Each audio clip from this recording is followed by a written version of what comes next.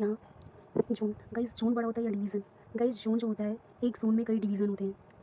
तो railway zone हमारा बहुत बड़ा है, जिसको संभालने के लिए हमें रेलवे सिस्टम हमारा बहुत बड़ा है, जिसको संभालने के लिए हमें जोन और डिवीज़न बनाए गए हैं। तो जोन आपका 18 है और डिवीज़न 68 है। हम देखते हैं जोन 18 है, ये हो गया आपका नॉर्थ, ये हो गया नॉर्थ, साउथ, ईस्ट और वेस्ट। गाइस ऐसे अगर आप लर्न करेंगे तो बहुत ईज़ी से लर्न होने वाला है। नॉर्थ, अगर आपका पूछेगा नॉर्थ रेलवे ज़ोन तो ये आपका दिल्ली हो जाएगा। North railway zone Delhi, south railway zone Chennai, east railway zone Kolkata और west railway zone Mumbai Churchgate. और ये आपका बहुत important central railway zone CST Chhatrapati Shivaji terminal, जिसका ओल्ड नेम VT है। तो ये आपका 5 हो गया। अब इसके मध्य में भी है एक यहाँ है आपका, ये हो जाएगा आपका नॉर्थ मध्य, उत्तर मध्य रेलवे ज़ोन।